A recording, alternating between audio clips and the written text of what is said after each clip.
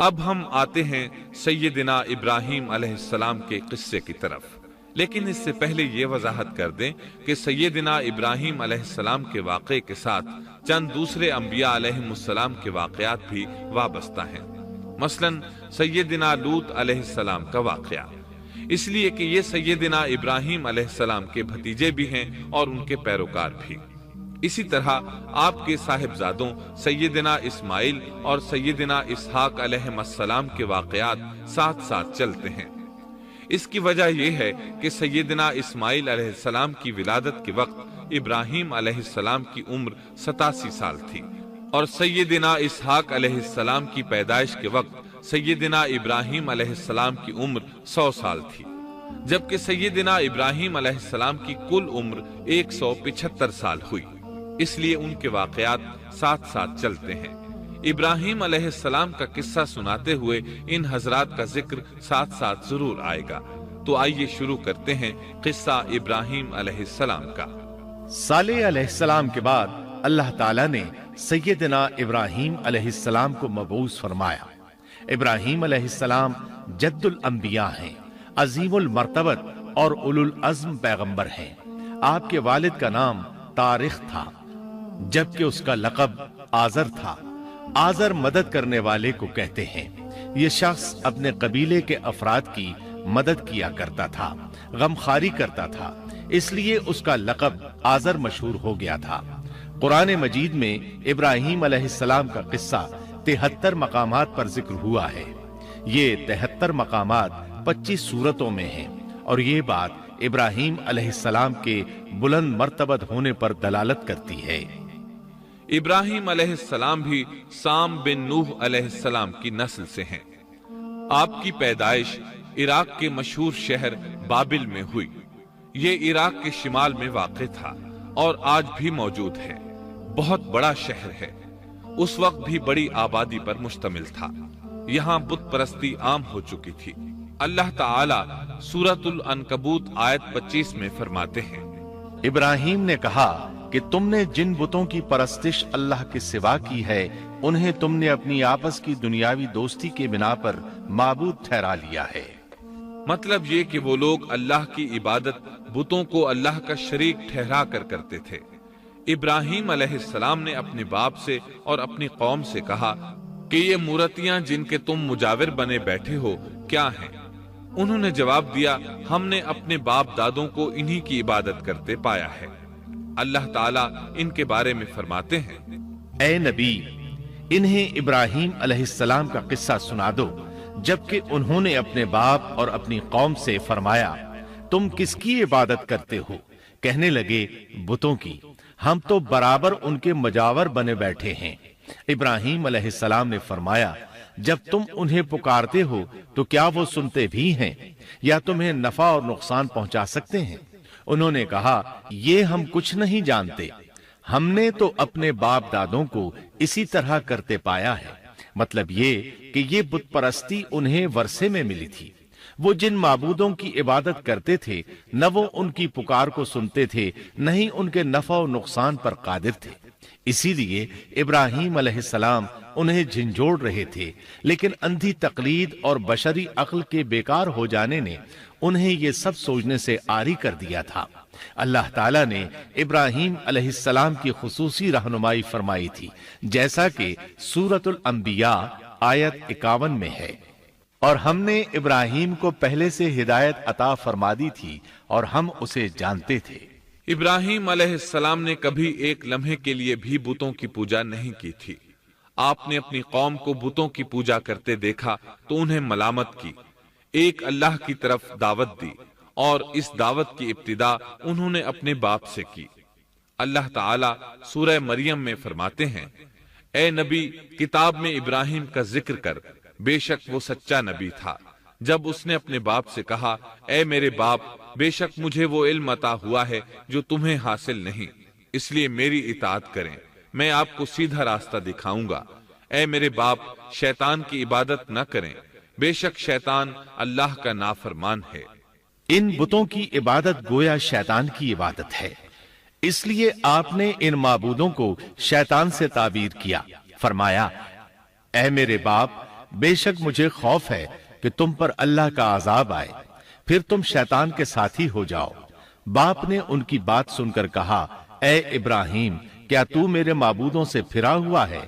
البتہ اگر تو باز نہ آیا تو میں تجھے سنسار کر دوں گا، اور تو مجھ سے ایک مدت تک دور ہو جا، یعنی مجھ سے اتنا دور ہو جا کہ کبھی مجھے نظر نہ آئے۔ ابراہیم علیہ السلام نے اپنے باپ پر نرمی اور مہربانی کرتے ہوئے ان سے کہا، آپ پر سلامتی ہو، میں اپنے رب سے آپ کے لیے بخشش طلب کرتا رہوں گا۔ لیکن جب بعد میں ان پر واضح ہو گیا کہ وہ تو اللہ کا دشمن ہے تو ابراہیم علیہ السلام اس سے بے تعلق ہو گئے۔ سورہ توبہ آیت 114 میں اللہ فرماتے ہیں، اور ابراہیم کا اپنے والد کے لیے بخشش طلب کرنا ایک وعدے کی وجہ سے تھا جو وہ اس سے کر چکے تھے، لیکن جب انہیں معلوم ہو گیا کہ وہ اللہ کا دشمن ہے تو اس سے بیزار ہو گئے۔ بے شک ابراہیم بڑے نرم اور تحمل والے تھے۔ کسی ایماندار کے لیے جائز نہیں کہ وہ کسی کافر کے لیے دعائے مغفرت کرے، بلکہ مومن پر حرام ہے کہ وہ کسی کافر یا عیسائی وغیرہ کے لیے مغفرت طلب کرے یا اس سے یہ کہے کہ اللہ تجھ پر رحم کرے۔ ابراہیم علیہ السلام کے والد نے انہیں دھمکی دی تھی کہ اگر تم اس دعوت سے باز نہ آئے تو میں تمہیں سنسار کر دوں گا۔ اس کے جواب میں ابراہیم علیہ السلام اپنے والد کے ساتھ انتہائی شفقت سے پیش آئے اور اس سے کہنے لگے، میں آپ کے لیے اپنے رب سے استغفار کرتا رہوں گا، اس لیے کہ آپ اپنے والد پر بے حد مہربان تھے۔ اسی لیے اللہ تعالیٰ بھی ابراہیم علیہ السلام پر بے حد مہربان تھے، اور آپ کا لقب خلیل الرحمن رکھ دیا گیا۔ خلت محبت کا وہ انتہائی درجہ ہے جس کے ساتھ دل محبت سے بھر جاتا ہے، یعنی وہ بہت سے لوگوں سے بڑھ کر اللہ تعالیٰ کو محبوب تھے۔ والد کے سخت جواب کے بعد ابراہیم علیہ السلام نے ان سے علیحدگی اختیار کر لی اور انہیں مخاطب کر کے فرمایا، میں تمہیں چھوڑتا ہوں اور جنہیں تم اللہ کے سوا پکارتے ہو ان کو بھی چھوڑتا ہوں، میں اپنے رب کو پکاروں گا، مجھے امید ہے میں اپنے رب کو پکار کر محروم نہیں رہوں گا۔ آپ اللہ کے پیارے اور پسندیدہ نبی تھے۔ جب آپ نے اپنی قوم کو توحید کی دعوت دی اس وقت آپ نوجوان تھے، آپ کی عمر 16 سال تھی۔ ساتھ میں آپ اس بات پر غور و فکر بھی کرتے کہ آخر یہ لوگ بتوں کی پوجا کیوں کرتے ہیں۔ آپ کا دل ان کے شرک پر بہت کوڑتا۔ آخر آپ نے مصمم ارادہ کر لیا کہ اس شر اور فساد کی جڑ کو کاٹ کر رہیں گے، یعنی ان بتوں کو توڑ کر رہیں گے۔ آپ اپنی قوم کو بتوں کو توڑ دینے کی دھمکی دیتے رہے۔ اس دھمکی کا ذکر اللہ تعالیٰ نے سورۃ الانبیاء آیت 57 میں کیا ہے، اور اللہ کی قسم میں تمہارے بتوں کا علاج کروں گا جب تم پیٹھ پھیر کر جا چکے ہوگے۔ یہ بات ابراہیم علیہ السلام نے پوشیدہ نہیں اعلانیہ کہی تھی۔ آخر انتظار کا وقت ختم ہوا، عید کا دن آ پہنچا۔ عید کے دن وہ لوگ صبح سویرے گھر سے نکلنے سے پہلے کھانا پکا کر اپنے معبودوں کے سامنے رکھتے تھے، پھر شہر سے باہر ایک میدان میں جمع ہوتے، وہاں کھیلتے کودتے خوشیاں مناتے، ناز سے چلتے پھرتے اور کھانا کھاتے۔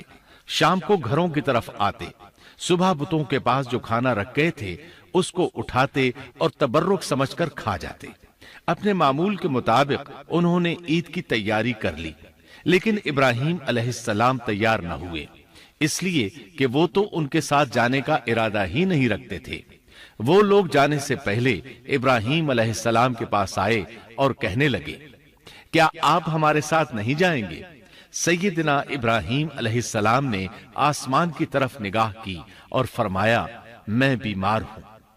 یہ تمام واقعہ سورۃ الانبیاء آیات 51 تا 58 میں بیان ہوا ہے۔ یقیناً ہم نے ابراہیم کو پہلے سے ہدایت فرما دی تھی اور ہم اسے جانتے تھے، جبکہ اس نے اپنے باپ سے اور اپنی قوم سے کہا کہ یہ مورتیاں جن کے تم مجاور بنے بیٹھے ہو کیا ہیں؟ سب نے کہا، ہم نے اپنے باپ دادوں کو انہی کی عبادت کرتے پایا ہے۔ آپ نے فرمایا، پھر تو تم اور تمہارے باپ دادا سبھی یقیناً کھلی گمراہی میں مبتلا رہے، کہنے لگے کیا آپ سچ مچ ہمارے پاس حق لائے ہیں یا یوں ہی مذاق کر رہے ہیں؟ آپ نے فرمایا نہیں نہیں، در حقیقت تم سب کا پروردگار تو وہ ہے جو آسمان و زمین کا مالک ہے، جس نے انہیں پیدا کیا ہے، میں تو ایسی بات کا گواہ اور قائل ہوں، اور اللہ کی قسم میں تمہارے ان معبودوں کا علاج تمہاری غیر موجودگی میں کروں گا۔ پس اس نے ان سب کے ٹکڑے کر دیے، البتہ صرف بڑے بت کو چھوڑ دیا، یہ اس لیے کیا کہ وہ سب اس کی طرف لوٹے۔ ابراہیم علیہ السلام نے لوگوں کے ساتھ عیدگاہ جانے سے انکار کیا اور عذر پیش کیا کہ وہ بیمار ہیں۔ وہ لوگ آپ کو چھوڑ کر چلے گئے۔ بعد میں ابراہیم علیہ السلام ان بتوں کے پاس گئے، دیکھا کہ ان کے سامنے کھانا پڑا ہے۔ چونکہ سب لوگ کھانا لائے تھے اس لیے یہ کھانا بہت زیادہ تھا، لیکن ان جھوٹے معبودوں نے اسے کھانا تو درکنار اس کو چھوا تک نہ تھا۔ ابراہیم علیہ السلام نے انہیں مخاطب کر کے کہا، یہ اتنا کھانا تمہارے سامنے پڑا ہے، تم اس کو کھاتے کیوں نہیں؟ تمہیں کیا ہو گیا کہ بات تک نہیں کرتے؟ پھر پوری قوت سے دائیں ہاتھ سے کلہاڑا مار کر ان کے ٹکڑے ٹکڑے کر دیے، لیکن بڑے بت کو چھوڑ دیا تاکہ سب اسی کی طرف رجوع کریں۔ تمام چھوٹے بتوں کو توڑ کر کلہاڑا اس بڑے بت کے کندھے پر رکھ دیا۔ مشرکین میلے سے لوٹے تو دیکھا ان کے سارے معبود اوندھے منہ ٹوٹے پھوٹے پڑے ہیں، ان کے تمام معبودوں کو توڑ دیا گیا تھا۔ وہ حیران رہ گئے کہ یہ کیسے ہو گیا، کس نے کیا؟ کہنے لگے یہ کام کس ظالم کا ہے، اس نے ہمارے معبودوں کی توہین کی ہے۔ اس وقت جن لوگوں نے ابراہیم علیہ السلام کا وہ کلام سنا تھا انہیں ان کا خیال آ گیا، کہنے لگے وہ نوجوان جس کا نام ابراہیم ہے اسے ہم نے اپنے بتوں کی مذمت کرتے سنا ہے۔ اللہ کی قدرت کہ ابراہیم علیہ السلام کا جو مقصد تھا وہ خود بخود پورا ہو رہا تھا۔ قوم کے لوگ مشورہ کر رہے تھے کہ سب کو جمع کرو اور اسے بلاؤ، پھر اسے سزا دو۔ چنانچہ تمام اہل باطل چھوٹے بڑے جمع ہو گئے، کارروائی شروع ہو گئی۔ کہنے لگے اے ابراہیم، ہمارے معبودوں کے ساتھ یہ لغو حرکت تو نے کی ہے۔ ابراہیم علیہ السلام نے جواب دیا، یہ کام تو اس بڑے بت کا ہے، مجھ سے کیوں پوچھتے ہو؟ تم اپنے معبودوں سے کیوں نہیں پوچھ لیتے کہ ان کے ٹکڑے کس نے اڑائے ہیں؟ ابراہیم علیہ السلام کا جواب سن کر وہ سب سوچ میں پڑ گئے، پھر کہنے لگے ہم نے بڑی غلطی کی، اپنے معبودوں کے پاس کسی کو حفاظت کے لیے نہیں چھوڑا۔ اس قدر واضح بات محسوس کر کے بھی وہ ظالم ایمان نہ لائے، بلکہ شیطان نے ان کے دلوں میں وسوسہ ڈالا اور انہوں نے غور و فکر کر کے کہا، اے ابراہیم، کیا تمہیں علم نہیں یہ تو بے زبان ہیں، یہ بول نہیں سکتے۔ اب ابراہیم علیہ السلام نے فرمایا، تب پھر تم اللہ کے سوا اس چیز کی عبادت کرتے ہو جو تمہیں کچھ بھی نفع نہ دے سکے اور نہ نقصان پہنچا سکے۔ تعجب ہے تم پر اور ان پر بھی جنہیں تم اللہ کے سوا پکارتے ہو، کیا تم میں بالکل عقل نہیں؟ اس طرح ابراہیم علیہ السلام نے ان پر حقیقت خوب اچھی طرح واضح کر دی۔ ان سے فرمایا تم ان کی پوجا کرتے ہو جن کو تم خود تراشتے ہو، یعنی ان کا حال تو یہ ہے کہ تم نے ان کو خود اپنے ہاتھوں سے تراشا اور ان کی عبادت کرنے لگے، جبکہ تمہیں اور تمہاری بنائی ہوئی چیزوں کو اللہ ہی نے پیدا کیا ہے۔ ابراہیم علیہ السلام نے ایک کلہاڑے کی مدد سے ان سب بتوں کو تہس نہس کر دیا تھا۔ یہ اس بات کی واضح ترین نشانی تھی کہ یہ بالکل بے بس ہیں، لیکن اس واضح نشانی کے باوجود وہ اپنے کفر ہی پر ڈٹے رہے اور لگے ابراہیم علیہ السلام کو دھمکیاں دینے۔ کہنے لگے اس کے لیے ایک آتش کدہ بناؤ اور اسے اس دہکتی آگ میں ڈال دو۔ پھر ان لوگوں نے ایک چٹیل میدان کا انتخاب کیا جہاں مٹی نام کی کوئی چیز نہیں تھی۔ اس میدان کو پتھروں کی باڑ کے ساتھ گھیر دیا گیا۔ پھر سب لوگوں کو حکم دیا گیا کہ وہ لکڑیاں جمع کر کے اس گھیری ہوئی جگہ میں رکھیں۔ چنانچہ سب لوگ لکڑیاں جمع کر کے وہاں لانے لگے، یہاں تک کہ عورتوں اور بچوں نے بھی اس کام میں بڑھ چڑھ کر حصہ لیا۔ میدان میں اتنی لکڑیاں جمع ہو گئیں کہ زمین نظر نہیں آتی تھی۔ یہ لکڑیاں زمین پر ایک اونچی دیوار محسوس ہوتی تھیں۔ پھر ان لکڑیوں کو آگ لگائی گئی۔ جب آگ کے شعلے آسمان سے باتیں کرنے لگے تو انہوں نے ابراہیم علیہ السلام کو آگ میں ڈالنے کے لیے ایک جھولا تیار کیا۔ اس میں سیدنا ابراہیم علیہ السلام کو رکھا گیا۔ اس وقت آپ نے یہ دعا پڑھی، حسبنا اللہ ونعم الوکیل، ہمیں اللہ کافی ہے اور وہی بہترین کارساز ہے۔ یہ کلمہ ہر محتاج اور مصیبت زدہ کو پڑھنا چاہیے۔ بخاری میں ہے، رسول اللہ صلی اللہ علیہ وسلم نے فرمایا، حسبنا اللہ و نعم الوکیل ابراہیم علیہ السلام نے اس وقت فرمایا تھا جب انہیں آگ میں پھینکا جانے لگا تھا۔ مطلب یہ کہ ہم اللہ ہی پر بھروسہ کرتے ہیں، اس کے سوا ہمارا کسی پر بھروسہ نہیں۔ بعض روایات میں یہ بھی ہے کہ جب ابراہیم علیہ السلام کو آگ میں ڈالا جانے لگا تو جبریل علیہ السلام آئے اور کہا، اے ابراہیم، کوئی حاجت ہے تو میں حاضر ہوں۔ ابراہیم علیہ السلام نے فرمایا، اگر تم اپنی مرضی سے آئے ہو تو مجھے تمہاری کوئی ضرورت نہیں۔ ایک دوسری روایت میں ہے کہ بارش کے فرشتے نے حاضر ہو کر کہا تھا، اے ابراہیم، مجھے حکم دیجئے، میں بارش برسا کر اس آگ کو بجھا دوں۔ لیکن ایسی تمام روایات ضعیف ہیں۔ یوں بھی اللہ کا حکم ان سے پہلے کام کرنے والا تھا۔ اللہ تعالیٰ سورہ انبیاء آیت 69 اور 70 میں فرماتے ہیں، ہم نے کہا، اے آگ ابراہیم پر ٹھنڈی ہو جا اور سلامتی والی ہو جا۔ گو انہوں نے ابراہیم کا برا چاہا لیکن ہم نے انہیں ہی نقصان پانے والا کر دیا۔ چنانچہ جب ابراہیم علیہ السلام کو آگ میں ڈالا گیا تو وہ ٹھنڈی ہو گئی۔ ابن عباس رضی اللہ عنہما فرماتے ہیں، اگر اللہ تعالیٰ آگ سے یہ نہ فرماتے کہ سلامتی والی ٹھنڈی ہو جا تو وہ اس قدر سرد ہو جاتی کہ اس کی ٹھنڈک سے تکلیف محسوس ہوتی۔ گویا آگ بھی اللہ کے حکم کے بغیر نہیں جلا سکتی، چھری اللہ کے حکم کے بغیر نہیں کاٹ سکتی، اس لیے کہ یہ بھی اللہ کی مخلوق ہیں اور ان کی قدرت بھی اللہ کے پاس ہے۔ وہ چاہے تو ان کو قدرت عطا کر دے، چاہے تو قدرت واپس لے لے۔ آگ کو ٹھنڈا ہونے کا حکم ہوا، وہ ٹھنڈی ہو گئی۔ اس نے نہ ابراہیم علیہ السلام کے کپڑے جلائے، نہ جسم کے کسی حصے کو کوئی نقصان پہنچایا، صرف وہ رسیاں جلائیں جن سے آپ کو باندھا گیا تھا۔ سبحان اللہ۔ لوگ آگ کے گرد اس انتظار میں کھڑے تھے کہ جو ہی انہیں آگ میں پھینکا جائے گا وہ جل کر راکھ ہو جائیں گے، لیکن وہ یہ دیکھ کر حیران رہ گئے کہ ابراہیم علیہ السلام بڑے ناز سے آگ کے درمیان بیٹھے ہیں۔ بعض روایات میں ہے کہ ابراہیم علیہ السلام فرمایا کرتے تھے، مجھے ان دنوں جو راحت اور سکون حاصل تھا ویسا آگ سے نکلنے کے بعد نہیں ہوا۔ لوگ اس معجزے کو دیکھ کر حیرت زدہ تھے۔ پھر ابراہیم علیہ السلام آگ سے نکلے۔ اتنا بڑا معجزہ دیکھنے کے باوجود لوط علیہ السلام کے سوا کوئی شخص پورے بابل شہر سے ان پر ایمان نہ لایا۔ اللہ تعالیٰ فرماتے ہیں، پس ابراہیم پر لوط ایمان لائے۔ مطلب یہ کہ پوری بستی سے لوط علیہ السلام تھے جو آپ پر ایمان لائے تھے، باقی تمام لوگ کفر ہی پر ڈٹے رہے۔ ابراہیم علیہ السلام ان کا رویہ دیکھ کر نا امید ہو گئے کہ اس سے بڑھ کر یہ کون سا معجزہ دیکھنا چاہتے ہیں۔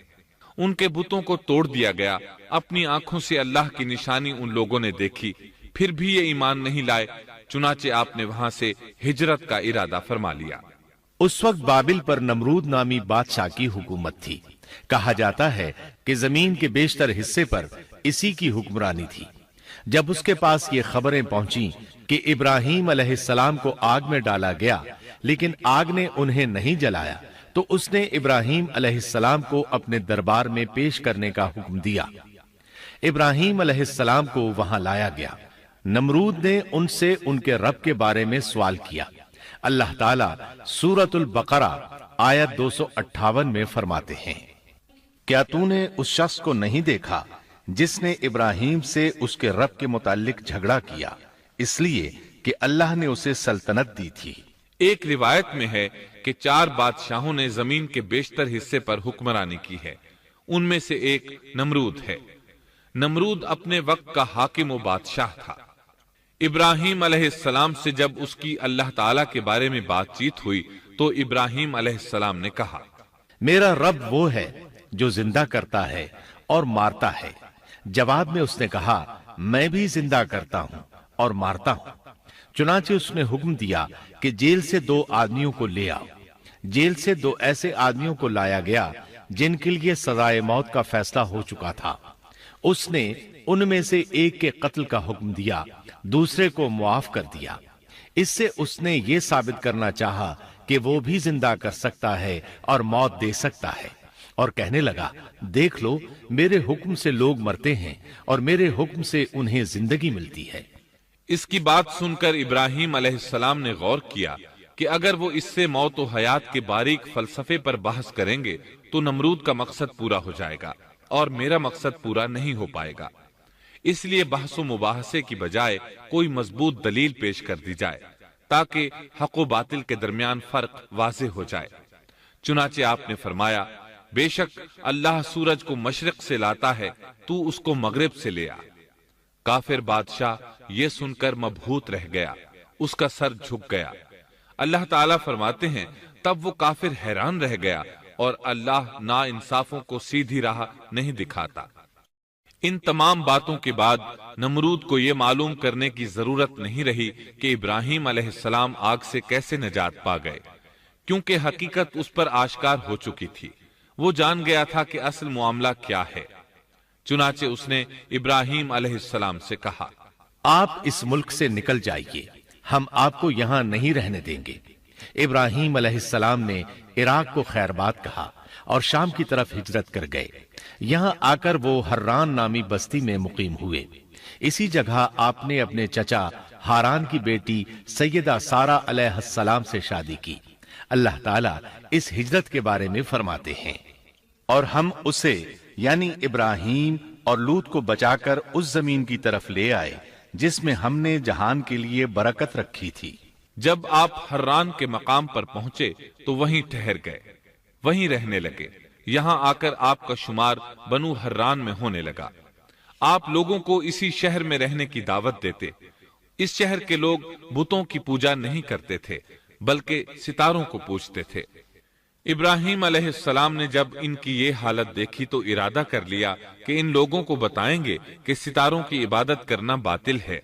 یہ لوگ چونکہ نجوم پرست تھے اس لیے ان کی عبادت کا وقت رات کو ہوتا تھا اور یہ لوگ رات کے وقت عبادت کرتے تھے، کیونکہ ان کے معبود یعنی ستارے رات ہی کو طلوع ہوتے ہیں۔ چنانچہ ابراہیم علیہ السلام انہیں یہ دکھانے کے لیے کہ ان چیزوں کی عبادت باطل ہے ایک دن ان کے ساتھ نکلے۔ اللہ نے آسمان کے دروازے کھول دیے تو ابراہیم علیہ السلام نے چاند، ستاروں، سیاروں اور آسمان و زمین کی سلطنت کو دیکھا۔ اللہ تعالیٰ نے ابراہیم علیہ السلام سے تمام پردے ختم کر دیے جو عام طور پر لوگوں کی آنکھوں پر ہوتے ہیں، اور انہوں نے وہ کچھ دیکھا جسے آج کی رصد گاہیں بھی نہیں دیکھ سکتی۔ اللہ تعالیٰ سورۃ الانعام آیت 75 میں فرماتے ہیں اور اسی طرح ہم نے ابراہیم کو آسمان اور زمین کی سلطنت کا مشاہدہ کرا دیا تاکہ وہ یقین کرنے والوں میں سے ہو جائے۔ بعض مفسرین نے لکھا ہے کہ یہ سب کچھ اللہ تعالیٰ نے ابراہیم علیہ السلام کو اس لیے دکھایا تھا کہ وہ ستاروں کی پرستش کرتے تھے۔ پھر اللہ تعالیٰ نے اپنی عبادت کی طرف ان کی رہنمائی فرمائی۔ جن مفسرین نے یہ بات لکھی وہ غلطی پر ہیں، کیونکہ ایک جلیل القدر رسول کے متعلق ایسا گمان کرنا کبیرہ گناہ ہے۔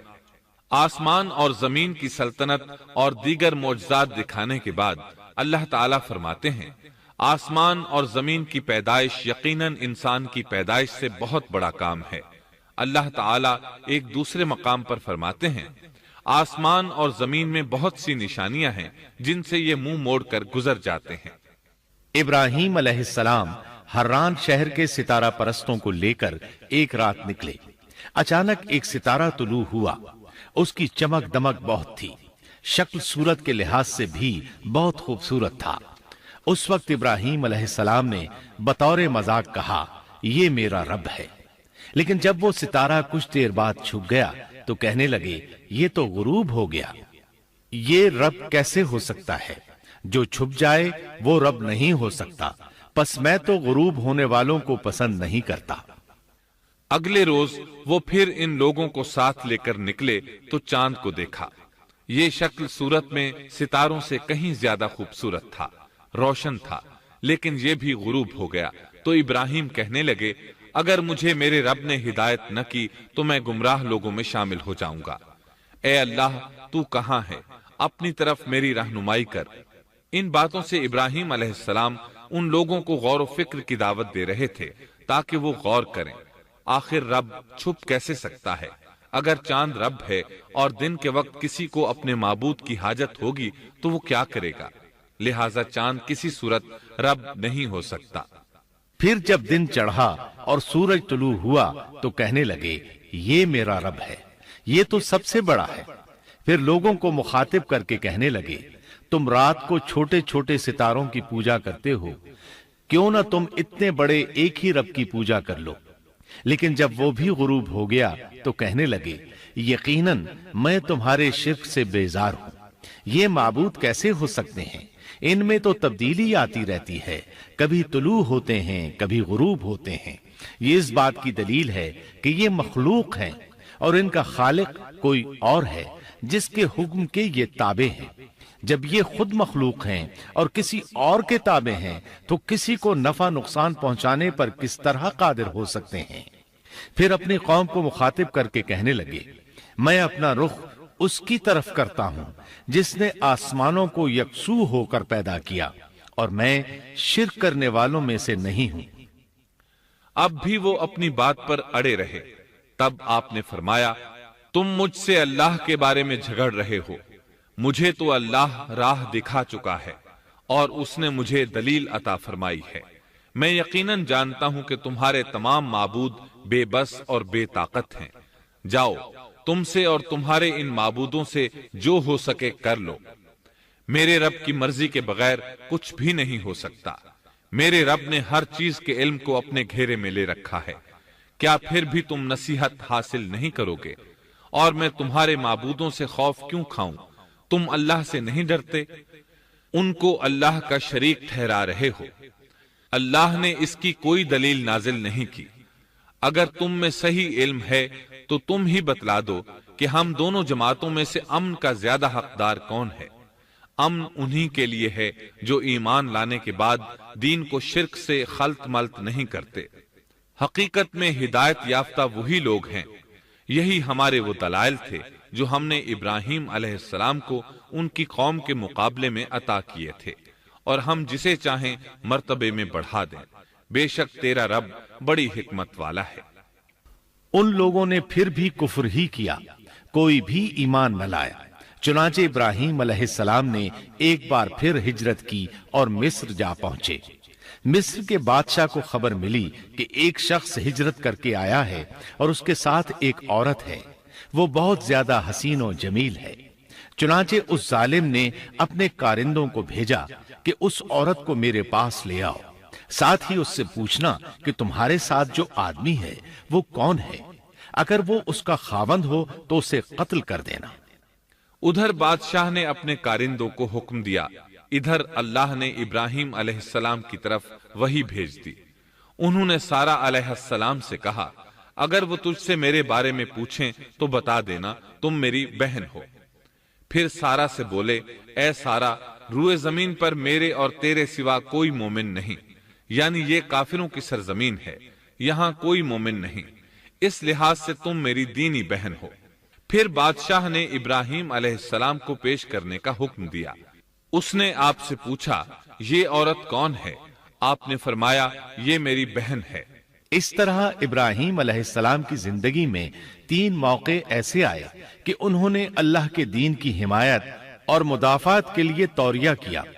توریہ کا مطلب یہ ہے کہ واقعہ کچھ اور ہو لیکن کوئی شخص کسی خاص مصلحت کی وجہ سے اسے 2 معانی والے الفاظ کے ساتھ اس انداز میں بیان کرے کہ سننے والا اس واقعہ کو نہ سمجھ سکے بلکہ اس کا ذہن خلاف واقعہ چیز کی طرف منتقل ہو جائے۔ شریعت نے بعض مخصوص حالات میں اس کی اجازت دی ہے۔ وہ 3 مواقع جہاں ابراہیم علیہ السلام نے توریہ فرمایا ان کی وضاحت کچھ اس طرح ہے۔ ایک یہ کہ آپ نے میلے پر نہ جانے کی غرض سے ان لوگوں سے کہا تھا کہ میں بیمار ہوں۔ دوسرے موقع پر یہ فرمایا تھا یہ کام اس بڑے سردار بت کا ہے۔ تیسرے سارا علیہ السلام کو دینی بہن قرار دیا۔ اس ظالم بادشاہ نے سارا علیہ السلام کو اپنی تحویل میں لے لیا۔ جب سارا علیہ السلام کو معلوم ہوا کہ وہ ایک بدکار شخص ہے تو انہوں نے اللہ تعالیٰ سے دعا کی، اے اللہ، تجھے معلوم ہے میں تجھ پر اور تیرے نبی پر ایمان لائی ہوں اور اپنے جسم کو اپنے خاوند کے سوا ہر ایک سے محفوظ رکھا ہے، لہٰذا آپ اس کافر کو مجھ پر مسلط نہ کیجیے گا۔ چنانچہ اس کافر بادشاہ نے جب سیدہ سارہ کو پکڑنے کے لیے اپنا ہاتھ بڑھایا تو اس کا ہاتھ شل ہو گیا اور اپنی جگہ پر جم گیا۔ وہ لگا چیخ پکار کرنے، اس میں اتنی طاقت نہ رہی کہ اپنے ہاتھ کو حرکت دے سکے۔ اس کی آواز سن کر اس کے محافظ بھاگے ہوئے آئے، انہوں نے اس کے ہاتھ کو چھڑانا چاہا لیکن چھڑا نہ سکے۔ اس کی یہ حالت دیکھ کر سیدہ سارہ خوف زدہ ہو گئیں۔ انہوں نے سوچا اگر یہ مر گیا تو لوگ کہیں گے اسے میں نے قتل کیا ہے، چنانچہ انہوں نے اللہ سے دعا کی کہ اسے چھوڑ دیا جائے۔ اللہ تعالیٰ نے آپ کی دعا قبول کر لی، اس کا ہاتھ ٹھیک ہو گیا، لیکن وہ ظالم پھر بھی نہ ڈرا۔ اس نے ایک بار پھر آپ کی طرف ہاتھ بڑھایا، اس کا ہاتھ پھر شل ہو گیا۔ سیدہ سارہ نے پھر دعا کی، وہ دوبارہ ٹھیک ہو گیا، وہ پھر بھی باز نہ آیا۔ تیسری بار پھر اس نے ان کی طرف ہاتھ بڑھایا، اس بار بھی اس کا ہاتھ شل ہو گیا۔ اب وہ سیدہ سارہ علیہ السلام سے کہنے لگا، اب کی بار اگر تو مجھے اس مصیبت سے نجات دلائے گی تو میں تجھے چھوڑ دوں گا اور کبھی تیرے آڑے نہیں آؤں گا۔ چنانچہ سیدہ سارہ علیہ السلام نے اللہ تعالی سے دعا کی، وہ ٹھیک ہو گیا۔ تب اس نے اپنے کارندوں کو آواز دی اور ان سے بولا، تم میرے پاس کسی انسان کو نہیں بلکہ سرکش جن کو لائے ہو۔ پھر اس نے انہیں رہا کر دیا، عزت و اکرام سے رخصت کیا اور ان کی خدمت کے لیے اپنی بیٹی ہاجرہ کو ساتھ کر دیا۔ سارہ علیہ السلام واپس لوٹیں تو دیکھا کہ ابراہیم علیہ السلام نماز پڑھ رہے ہیں۔ نماز کے بعد انہوں نے پوچھا، سارہ، اس نے تمہارے ساتھ کیا سلوک کیا؟ سیدہ سارہ علیہ السلام نے سارا واقعہ سنا دیا۔ سن کر آپ نے فرمایا، الحمدللہ۔ پھر بولے، اب ہم یہاں نہیں رہیں گے بلکہ واپس جائیں گے۔ چنانچہ آپ ایک بار پھر فلسطین میں آ گئے، وہیں اپنی زندگی بسر کرنے لگے۔ جب آپ فلسطین میں مستقل طور پر رہائش پذیر ہوئے تو لوط علیہ السلام بھی آپ کے ساتھ تھے۔ لوط علیہ السلام آپ کے بھتیجے تھے، ان کے والد کا نام ہاران تھا۔ یہ بچپن ہی سے سیدنا ابراہیم علیہ السلام کے زیر سایہ رہے، انہی کے ہاں پرورش پائی، اس لیے دین حق فوراً قبول کر لیا۔ جب سیدنا ابراہیم علیہ السلام نے عراق سے شام کی طرف ہجرت کی تو یہ آپ کے ساتھ تھے، وہاں سے حران گئے، تب بھی ساتھ تھے۔ پھر مصر کی طرف ہجرت کی تو بھی لوط علیہ السلام ان کے ساتھ تھے۔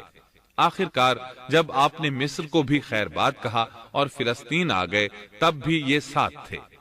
اب ابراہیم علیہ السلام نے لوط علیہ السلام کو حکم دیا کہ وہ بستی سدوم کی طرف چلے جائیں، اس لیے کہ اس بستی کے لوگ کفر کی انتہائی گہرائی میں جا چکے ہیں، انہیں کفر و شرک سے نکالنے کے لیے وہاں جائیں، انہیں اللہ کے احکام سنائیں، اللہ کی طرف دعوت دیں۔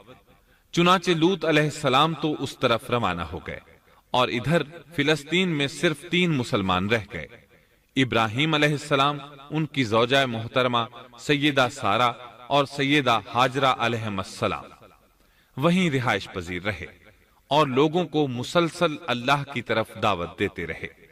یہاں یہ بے شمار مال و دولت کے بھی مالک بن گئے۔ جب ان کی عمر 85 یا 86 سال ہوئی تو سارہ علیہ السلام نے سوچا، میں بانجھ ہوں، میرے خاوند بوڑھے ہیں، لیکن اولاد کی تمنا ہے، تو کیوں نہ میں اپنی لونڈی ہاجرہ ہدیے اور تحفے کے طور پر ابراہیم علیہ السلام کو دے دوں۔ چنانچہ ہاجرہ ابراہیم علیہ السلام کو مل گئیں، انہوں نے ان سے شادی کر لی۔ اللہ رب العزت نے جلد ہی ان کے بطن سے آپ کو اسماعیل علیہ السلام عطا فرمائے۔ ہاجرہ علیہ السلام کے ماں بننے پر اور ان کی اولاد کو دیکھ کر سیدہ سارہ علیہ السلام کو فطری طور پر غیرت کا احساس ہوا۔ اللہ کی قدرت دیکھیے، خود ہی انہیں ہاجرہ کو تحفے میں دیا تاکہ اولاد حاصل ہو، اور جب وہ ماں بن گئیں تو اب غیرت محسوس کر رہی ہیں۔ اپنی اس کیفیت سے مجبور ہو کر سیدہ سارہ نے ابراہیم علیہ السلام سے کہا، آپ مجھے اس کے ساتھ ایک جگہ پر نہ رکھیں۔ مورخین اور سیرت نگار لکھتے ہیں کہ ہاجرہ علیہ السلام ایک نطاق پہنا کرتی تھی، یعنی وہ جسم کے درمیان ایک لمبا کپڑا لٹکا لیتی تھیں تاکہ وہ کپڑا گھسٹ گھسٹ کر قدموں کے نشانات مٹا دے اور سارا کو نظر نہ آئے، کیونکہ سارا غیرت کی حد کو پہنچ چکی تھی۔ ابراہیم علیہ السلام نے جب سارا علیہ السلام کے اندر غیرت کے آثار دیکھے تو ہاجرہ کو ان کی نگاہوں سے دور کر دیا۔ ادھر اللہ کا حکم بھی نازل ہو گیا کہ اپنی بیوی ہاجرہ اور دودھ پیتے بچے اسماعیل کو ساتھ لے لیں اور مکہ کی طرف رخ کر لیں۔ ابراہیم علیہ السلام مکہ کی طرف روانہ ہوئے، یہاں تک کہ مکہ پہنچ گئے۔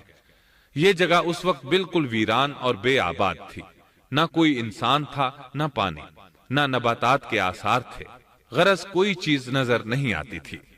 بس پہاڑوں کے درمیان ایک بے آب و گیاہ میدان تھا۔ یہی وہ مقدس اور تاریخی وادی تھی جہاں ابراہیم علیہ السلام اپنی زوجہ اور لخت جگر کو چھوڑ کر واپس پلٹے۔ سیدہ ہاجرہ علیہ السلام کو بہت حیرت ہوئی۔ انہیں یہ امید نہیں تھی کہ ان کے خاوند انہیں ایک بے آباد جگہ تنہا چھوڑ کر چل دیں گے۔ اس پر بچے کی ذمہ داری الگ تھی، چنانچہ انہوں نے ابراہیم علیہ السلام کو آواز دی، لیکن انہوں نے مڑ کر بھی نہ دیکھا۔ اب وہ ان کے پیچھے آئیں اور قریب پہنچ کر بولی، اے ابراہیم، ہمیں کہاں چھوڑے جا رہے ہو؟ یہاں نہ پانی، نہ خوراک، نہ کوئی انسان۔ ابراہیم علیہ السلام نے پھر بھی کوئی جواب نہ دیا، کوئی پریشانی بھی ظاہر نہ کی اور چلتے رہے۔ سیدہ ہاجرہ بھی آپ کے پیچھے چلتی رہیں اور پوچھتی رہیں کہ ہمیں کس کے حوالے کر کے جا رہے ہیں؟ یہاں تو کوئی بھی جاندار نہیں، مکمل طور پر بے آباد علاقہ ہے۔ لیکن انہوں نے اب بھی کوئی توجہ نہ دی۔ آخر سیدہ ہاجرہ نے کہا، کیا آپ کو اللہ نے اس کام کا حکم دیا ہے؟ اب آپ نے جواب میں فرمایا، ہاں۔ تب سیدہ ہاجرہ بولی، اگر یہ بات ہے تو اللہ تعالی ہرگز ہمیں ضائع نہیں ہونے دے گا۔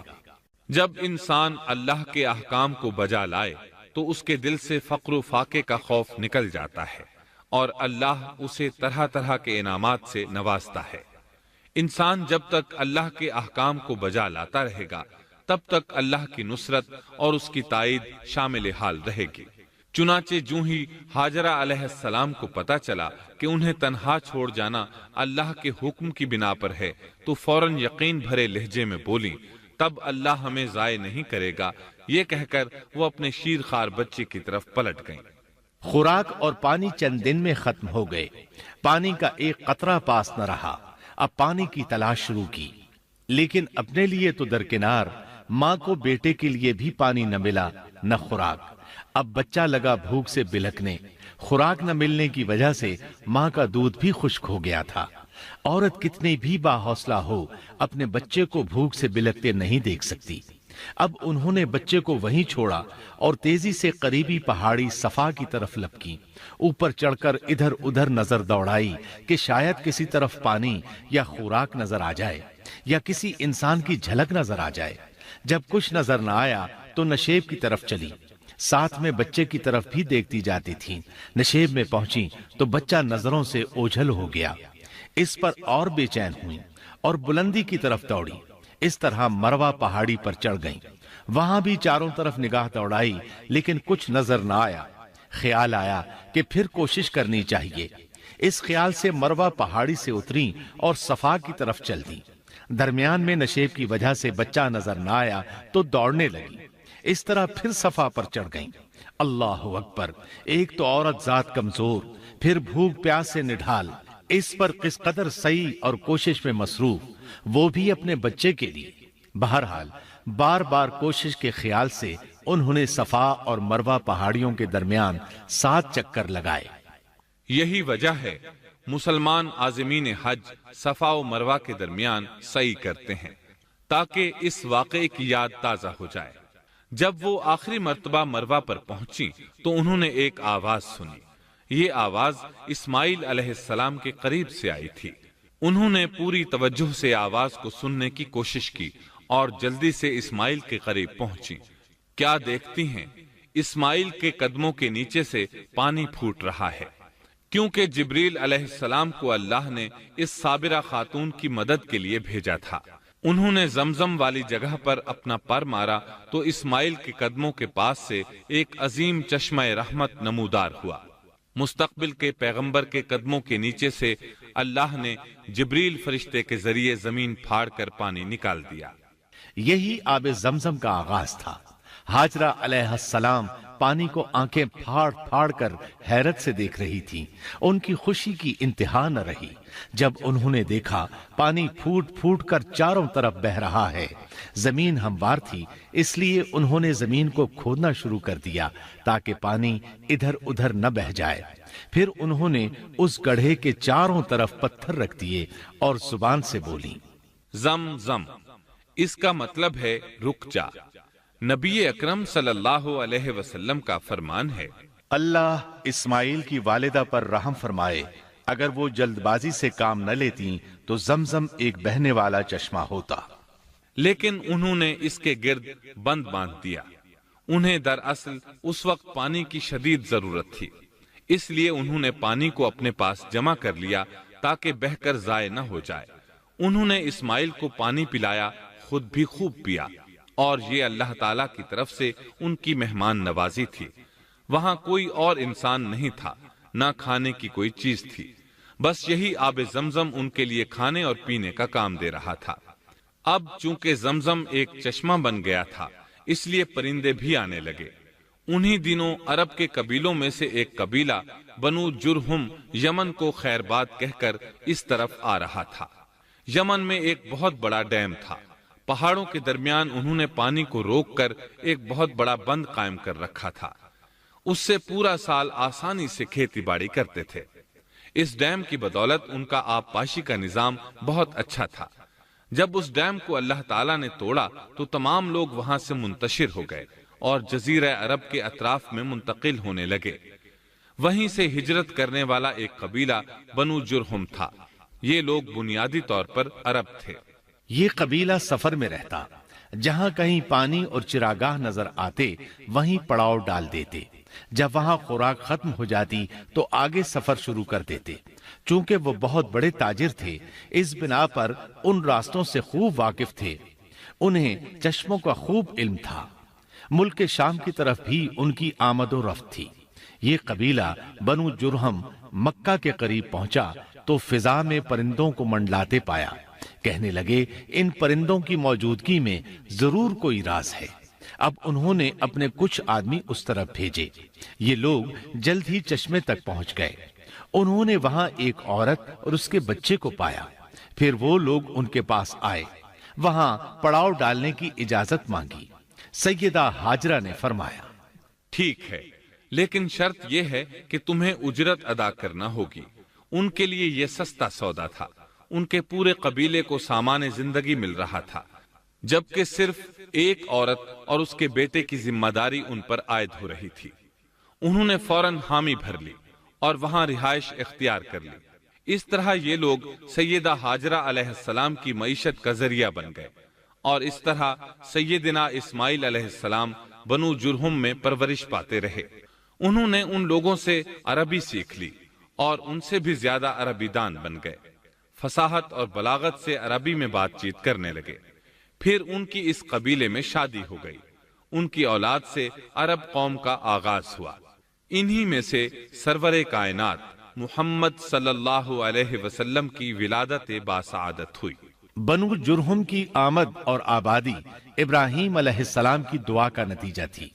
جب انہوں نے اپنی بیوی اور بچے یعنی دو کمزور انسانوں کو اس ویران جگہ چھوڑا تھا تو یہ دعا مانگی تھی، اے ہمارے پروردگار، میں نے اپنی کچھ اولاد اس بے آباد جنگل میں تیرے حرمت والے گھر کے پاس بسائی ہے۔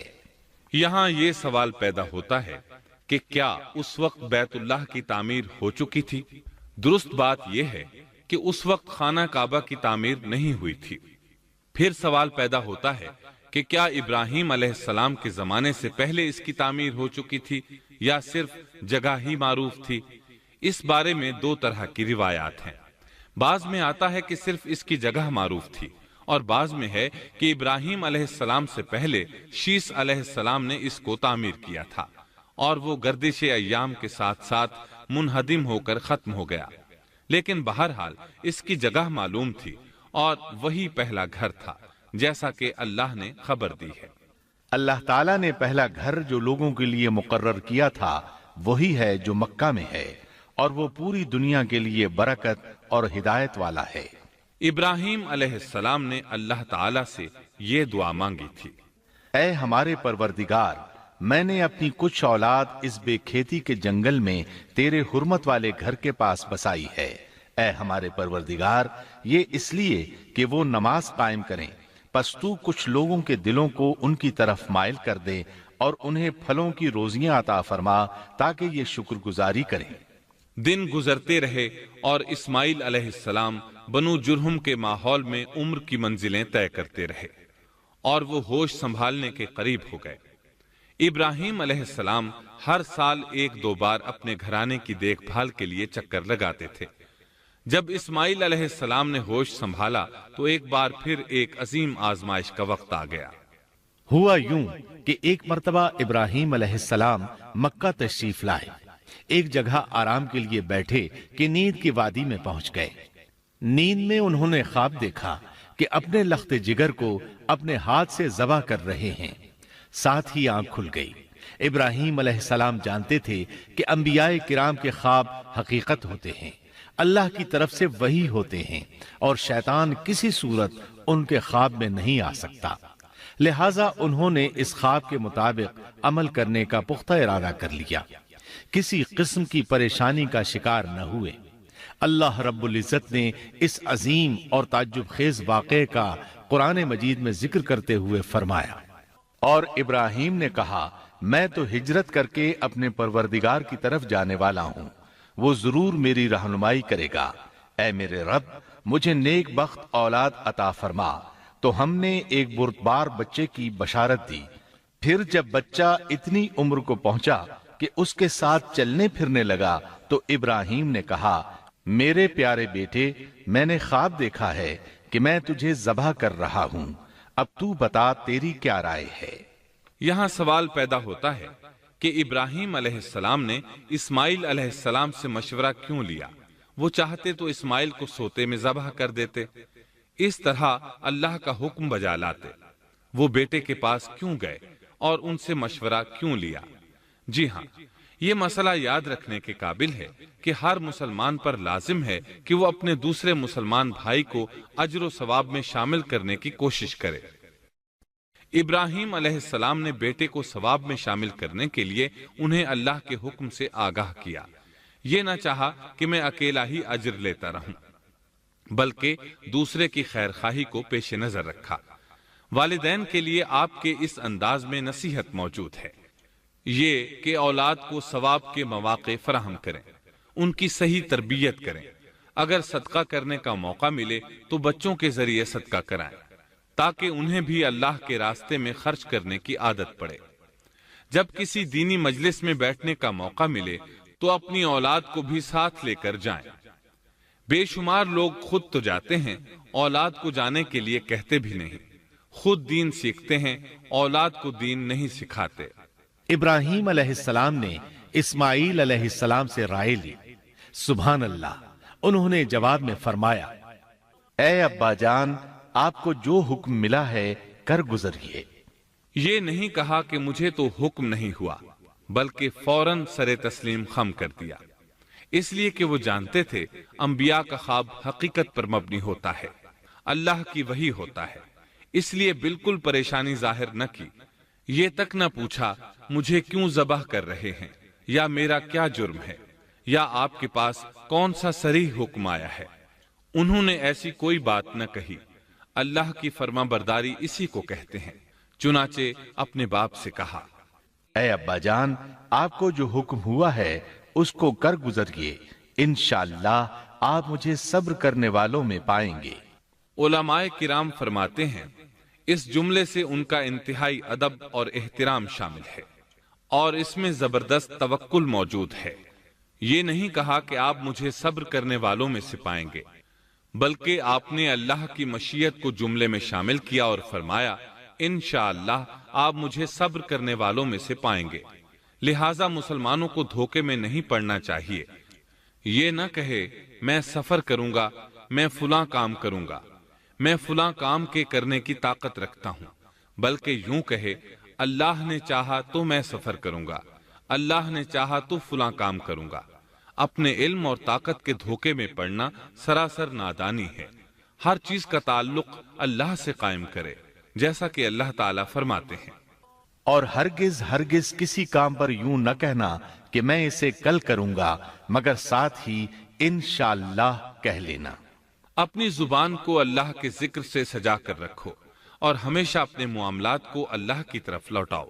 بہرحال باپ بیٹا دونوں ہی مصمم ارادے کے ساتھ اللہ کا حکم پورا کرنے کے لیے پیش ہو گئے۔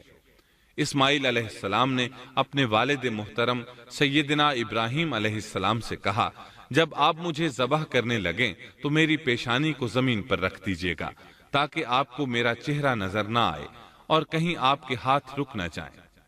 اب ابراہیم علیہ السلام نے بیٹے کی پیشانی پکڑ کر زمین پر لٹا دیا، جیسا کہ اللہ تعالیٰ نے فرمایا۔ جب دونوں مطیع ہو گئے اور ابراہیم نے اسے پیشانی کے بل لٹا دیا، اب انہوں نے چھری پکڑی اور گردن پر چلا دی، لیکن چھری نے گردن نہ کاٹی، بالکل اسی طرح جیسے آگ نے ابراہیم کو نہیں جلایا تھا، اس لیے کہ چھری میں کاٹنے کی طاقت اور آگ میں جلانے کی صلاحیت اللہ کے حکم کے بغیر نہیں آ سکتی۔ اللہ نے دونوں سے یہ طاقتیں سلب کر لیں۔ اب ابراہیم زور لگا رہے ہیں، ادھر اسماعیل علیہ السلام کہہ رہے ہیں، ابا جان جلدی کیجئے، چھری چلائیے۔ اللہ تعالیٰ نے اس واقعے کا ذکر یوں فرمایا ہے، جب وہ دونوں مطیع ہو گئے اور ابراہیم نے اسے پیشانی کے بل لٹا دیا۔ اس مطیع ہونے سے مراد اللہ کے حکم کو نافذ کرنا ہے۔ اب ظاہر ہے مطیع تو وہ پہلے بھی تھے، لیکن یہاں اسلما یعنی مطیع ہونے سے مراد کامل اسلام ہے۔ نہایت واضح اور حقیقی اسلام مراد ہے، اس لیے کہ کامل اسلام وہی ہوتا ہے جس میں بغیر کسی تردد اور توقف کے اللہ کے امر اور نہی کی تصدیق کی جائے۔ یہ تھا حقیقی اسلام۔ ہاں تو چھری چلتی رہی، گلا نہ کٹا، اس لیے کہ امتحان اور آزمائش کی تکمیل ہو چکی تھی۔ یہ بات ثابت ہو چکی تھی کہ اللہ کا حکم نافذ کرنے میں دونوں پوری طرح کوشاں ہیں۔ اللہ تعالیٰ بھی فرما برداری ہی کا صلہ عطا فرماتے ہیں۔ چنانچہ آواز آئی، ہم نے اسے پکارا، اے ابراہیم تو نے خواب کو سچ کر دکھایا، یقیناً ہم اسی طرح نیکوکاروں کو جزا دیا کرتے ہیں۔ یقیناً یہ ایک کھلی آزمائش تھی۔ تاریخ کا ایک عظیم ترین امتحان اور کڑی آزمائش دنیا کو آج بھی حیرت میں ڈال دیتی ہے۔ کون ہے جو بیٹے کو ذبح کرنے پر تیار ہو جائے، خاص طور پر اس صورت میں جب اولاد بھی اکلوتی ہو، جس کی وجہ سے 86 سال کے بعد آنگن میں بہار آئی ہو۔ پھر اس کی قربانی کا بھی واضح حکم نہیں دیا گیا تھا، اشارتاً خواب میں رہنمائی کی گئی تھی۔ آپ کہہ سکتے تھے یہ قتل اور سنگین جرم ہے، کہہ سکتے تھے اپنے بیٹے کو کس جرم میں قتل کروں، لیکن آپ نے بغیر کسی تعامل کے سر تسلیم خم کر دیا اور اس عظیم امتحان میں کامیاب ہوئے۔ اللہ فرماتے ہیں، اور ابراہیم وہ ہیں جنہوں نے وفاداری کی۔ اس آیت میں یہ نہیں بتایا گیا کہ کس چیز میں وفاداری کی، اس لیے کہ وہ تو ہر معاملے میں مکمل طور پر وفاداری کا مظاہرہ کر چکے تھے۔ آگ میں ڈالے جانے والا معاملہ، بیوی اور بچے کو لق و دق میدان میں چھوڑ آنے کا معاملہ، پھر ذبح کا امتحان، تعمیر بیت اللہ کی مشقت، غرض ہر معاملے میں وفادار تھے، حتیٰ کہ اپنا مال اللہ کے راستے میں خرچ کرنے میں اس قدر وفادار کہ ابو زیفان کے لقب سے مشہور ہو گئے۔ اس کا معنی ہے مہمان نواز۔ کسی مہمان کو دسترخوان پر اپنے ساتھ بٹھائے بغیر ایک لقمہ نہیں کھاتے تھے، باہر نکلتے مہمان تلاش کرتے، پھر اس کے ساتھ مل کر کھانا کھاتے، مہمان نہ ملتا تو سخت غمگین ہو جاتے۔ اس طرح انہوں نے اللہ کے ہر حکم کی پاسداری کی۔ ذبح والے اس امتحان کا اللہ نے انہیں کیا صلہ دیا؟ اللہ فرماتے ہیں، ہم نے اسے عظیم ذبیحے کا بدلہ عطا کیا۔ چھری نے گلا نہ کاٹا۔ ایسے میں ابراہیم علیہ السلام نے ایک آواز سنی، آواز پیچھے سے آئی تھی۔ انہوں نے مڑ کر دیکھا، جبریل علیہ السلام نظر آئے۔ وہ آسمان سے ایک مینڈھا لے کر آئے تھے۔ دنیا کے میڈھوں میں سے نہیں بلکہ جنت کا میڈھا لائے تھے۔ سیدنا عبداللہ بن عباس رضی اللہ عنہما سے روایت ہے کہ وہ میڈھا جنت میں 40 سال تک چرتا رہا۔ سفید رنگ، کشادہ آنکھوں، خوبصورت سینگوں والا حسین و جمیل میڈھا تھا۔ بہرحال یہ ابراہیم علیہ السلام کی وفاداری کا بدلہ تھا جو اسماعیل علیہ السلام کے فدیے میں دیا گیا، اور پوری امت مسلمہ کے لیے حکم ہو گیا کہ اللہ کی رضا کے لیے قربانی اور ہدی پیش کرتے رہیں۔ کعبے کے پاس حرم الہی میں ہر سال یہ سنت ادا کی جاتی ہے، اور ان کے ساتھ ساتھ پوری زمین کے تمام خطوں پر بسنے والے مسلمان بھی اس عظیم فرمانبرداری کی علامت کے طور پر قربانیاں پیش کرتے ہیں۔ مینڈھے کے ذکر کا مطلب یہ ہے کہ ہم سنت ابراہیمی پر گامزن ہو جائیں۔ یہ میڈھا ہمیں اللہ کے لیے قربانی کا سبق دیتا ہے۔ ہمیں چاہیے سنت ابراہیمی کی اقتداء کرتے ہوئے ہم اپنی جانوں، اپنی اولاد اور اپنے مالوں کو اللہ کی راہ میں قربان کرنے کے لیے تیار ہو جائیں۔ اللہ تعالیٰ فرماتے ہیں، اور ہم نے اسے عظیم ذبیحہ عطا کیا اور ہم نے اس کا پچھلوں میں ذکر خیر چھوڑا، سلامتی ہو ابراہیم پر۔ اسی طرح ہی ہم نیکوکاروں کو جزا دیتے ہیں، یقیناً وہ ہمارے مخلص بندوں میں سے تھا۔ اور اسی طرح اللہ فرماتے ہیں، اور ہم نے اسے نیکوکار نبی اسحاق کی ولادت کی خوشخبری سنائی۔ یہ خوشخبری فلسطین کی طرف واپس لوٹنے کے بعد سنائی گئی۔ ایک اکلوتے بیٹے کی قربانی کے لیے تیار ہو جانے کے صلے میں اور سارہ علیہ السلام کی عظمت اور تکریم کے مد نظر اللہ تعالی نے اسحاق کی خوشخبری سنا دی۔ یہ آیت ذبح کے واقعے کے بعد اللہ تعالیٰ نے ذکر فرمائی ہے، اس لیے معلوم ہوا پچھلی آیات میں اسحاق کے علاوہ کسی اور بیٹے کا ذکر ہوا ہے، اور وہ اسماعیل علیہ السلام ہی تھے، جبکہ یہودی روایات میں اسحاق علیہ السلام کو ذبیح قرار دیا جاتا ہے۔ یہ بالکل غلط ہے۔ ذبح کے واقعے کے بعد اسحاق علیہ السلام کی بشارت مل رہی ہے، پھر بھلا وہ پیدا ہونے سے پہلے ہی ذبیح کیسے بن گئے؟ اس لیے یہ قطعی بات ہے کہ اسماعیل علیہ السلام ہی ذبیح ہیں۔ اس کے کئی اور بھی دلائل ہیں جن کے ذکر کرنے کا یہاں موقع نہیں۔ بہرحال اس عظیم آزمائش میں بے مثال کامیابی کے بعد ابراہیم علیہ السلام فلسطین آئے اور 120 سال کی عمر میں اسحاق علیہ السلام کی بشارت ملی، جبکہ سارہ علیہ السلام کی عمر 90 سال تھی۔ ان پر بڑھاپا طاری ہو چکا تھا۔ ایسے میں 3 فرشتے آئے۔ وہ تو قوم لوط کی تباہی کے لیے آئے تھے۔ راستے میں اللہ کے حکم سے ابراہیم علیہ السلام اور ان کی اہلیہ سارہ کو خوشخبری سنائی، اور اس غرض کے لیے وہ انسانی شکل میں آئے تھے۔ ابراہیم علیہ السلام تو پہلے ہی بہت مہمان نواز تھے۔ انہیں دیکھ کر بہت خوش ہوئے کہ مہمان آ گئے۔ فرشتوں نے انہیں سلام کیا۔ ابراہیم علیہ السلام نے سلام کا جواب دیا۔ وہ حیرت زدہ تھے کہ یہ لوگ ان کی بستی کے رہنے والے تو ہیں نہیں، لیکن ان پر سفر کے نشانات بھی نہیں ہیں، جیسا کہ دور سے چل کر آنے والوں میں ہوتے ہیں، نہ ان کے پاس سواریاں ہیں۔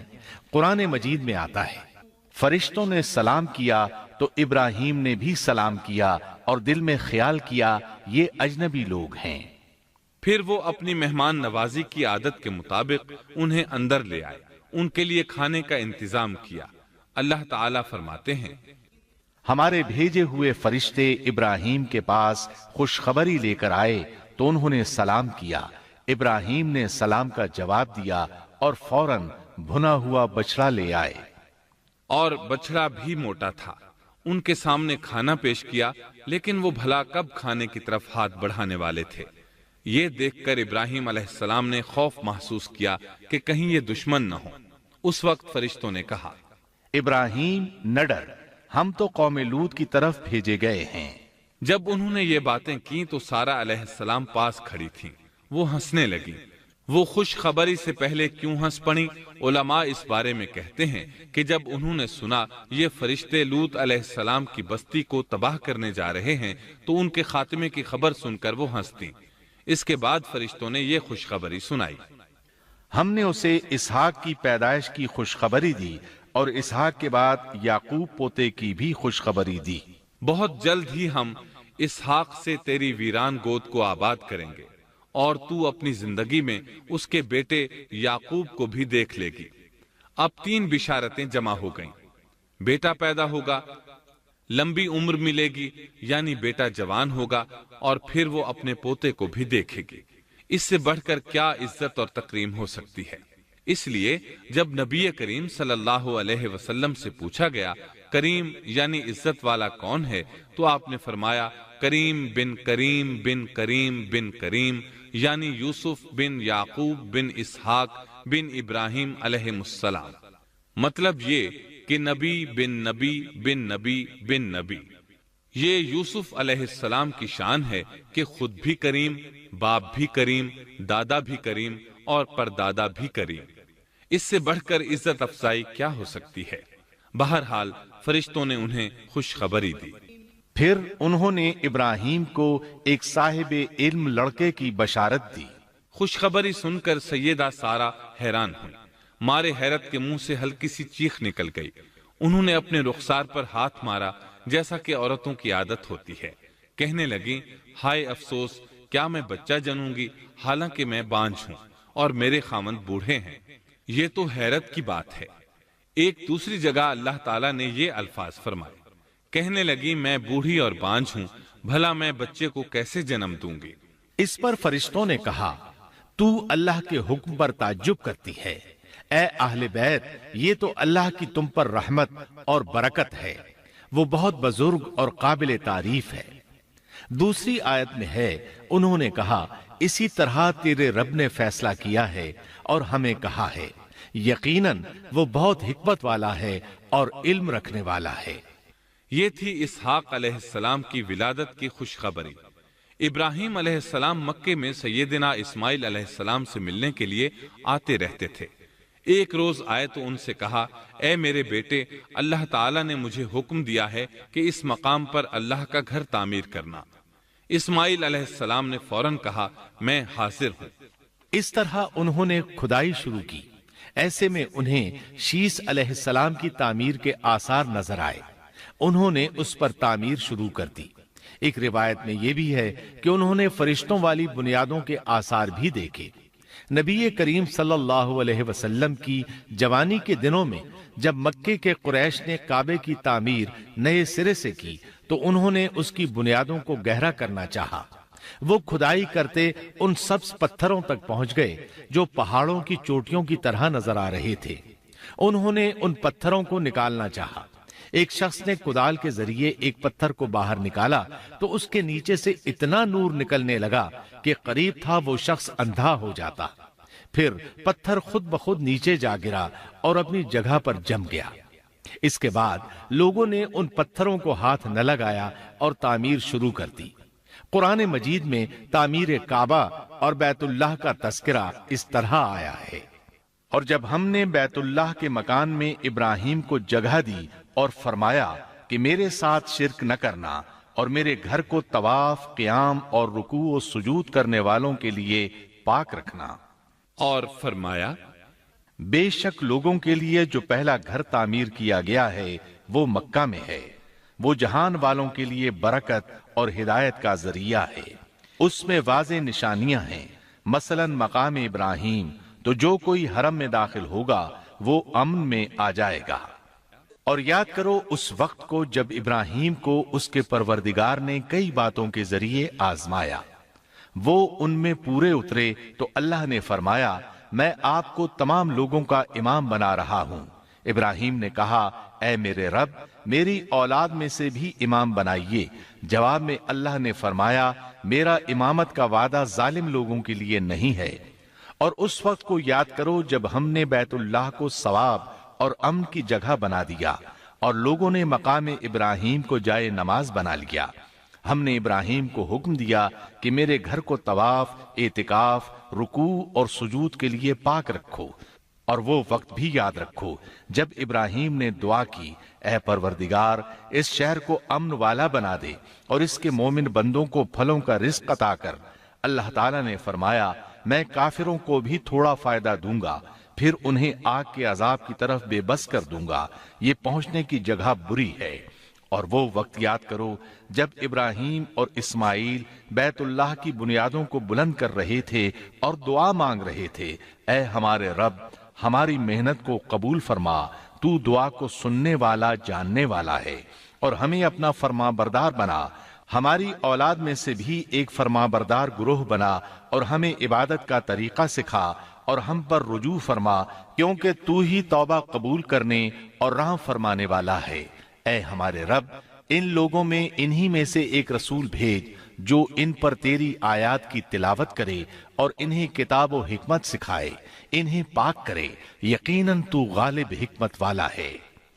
تعمیر کے دوران جب ابراہیم علیہ السلام اس مقام تک پہنچے جہاں آج حجر اسود ہے تو اللہ تعالیٰ نے جنت سے ایک سفید پتھر بھیجا۔ حدیث میں ہے یہ پتھر نہایت سفید تھا، اب سیاہ ہو گیا ہے۔ انسانوں کی غلطیاں اس کے سیاہ ہونے کا سبب بنی۔ جب دیواریں انسانی قد کے برابر ہو گئیں تو اسماعیل علیہ السلام ایک پتھر لے آئے۔ اب ابراہیم علیہ السلام اس پتھر پر کھڑے ہوئے، وہ ننگے پاؤں تھے۔ اسی وقت پتھر پگھل گیا، ان کے پاؤں اس کے اندر کسی قدر دھنس گئے، پتھر پر ان کے پیروں کے نشانات آ گئے۔ اسی پتھر کو آج مقام ابراہیم کہا جاتا ہے۔ پہلے یہ پتھر بیت اللہ کی دیواروں کے ساتھ رکھا گیا تھا۔ جب لوگ طواف کے لیے آتے تو سیدنا ابراہیم کے پیروں کے نشانات دیکھنے کے لیے یہاں ہجوم ہو جاتا۔ اس طرح طواف کرنے والوں کو دقت کا سامنا ہوتا۔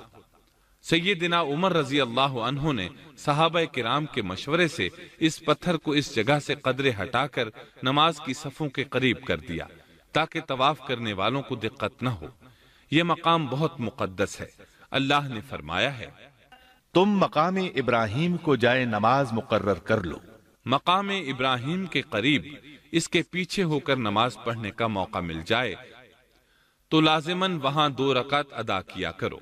موقع نہ ملے تو پھر پوری مسجد حرام میں طواف سے فراغت والی 2 رکعت پڑھ لیا کرو۔ اس طرح کعبہ تعمیر ہوا۔ تب نیا حکم آیا، لوگوں میں جو استطاعت رکھے اس پر اللہ کے لیے حج بیت اللہ فرض ہے، اور جو شخص جان بوجھ کر اعراض کرے تو اللہ جہانوں سے بے نیاز ہے اور اسے اس کی کوئی پرواہ نہیں۔ ادھر ابراہیم علیہ السلام کو اللہ تعالیٰ کی طرف سے اشارہ ہوا، لوگوں میں حج کا اعلان کر دیں۔ ابراہیم علیہ السلام کہنے لگے، اللہ، میری آواز بھلا کس کس تک پہنچے گی؟ جواب آیا، آپ کے ذمے آواز لگانا ہے، پہنچانا ہمارا کام ہے۔ چنانچہ آپ عرفات کے ایک پہاڑ پر چڑھے اور آواز لگائی، لوگو، بیت الحرام کا حج کرو۔ اللہ تعالیٰ نے معجزانہ طور پر یہ آواز تمام انسانوں تک پہنچا دی، خواہ وہ پیدا ہوئے تھے یا نہیں۔ دوسرا معجزہ یہ ہوا کہ اللہ نے بیت اللہ اور اس کے حج کی محبت لوگوں کے دلوں میں ڈال دی۔ اللہ نے فرمایا، وَأَذِّن فِي النَّاسِ بِالْحَجِّ يَأْتُوكَ رِجَالًا وَعَلَى كُلِّ ضَامِرٍ يَأْتِينَ مِن كُلِّ فَجٍّ عَمِيقٍ۔ اور آپ لوگوں میں حج کا اعلان کر دیں، وہ آپ کی طرف پیدل بھی آئیں گے اور دبلے پتلے اونٹوں پر بھی دور دور سے آئیں گے۔ اس طرح لوگ پیدل اور سوار ہو کر کثرت سے حج کے لیے آنے لگے اور یہ ویران علاقہ آباد ہونے لگا۔ یہ تھے حالات اور واقعات ابراہیم علیہ السلام کے۔ آپ نے 175 سال کی عمر میں وفات پائی۔ آپ سے پہلے سیدہ ہاجرہ علیہ السلام نے وفات پائی اور ان کی وفات سے کچھ ہی عرصہ بعد سیدہ سارہ علیہ السلام 127 سال کی عمر میں فوت ہو گئیں۔ ان دونوں کی وفات کے بعد آپ غمگین رہنے لگے۔ آخر اتنی مدت تک ساتھ رہا تھا۔ آپ خلیل الرحمن تھے، آپ پر صحیفے بھی نازل ہوئے، آپ اللہ کے بے حد شکر گزار تھے۔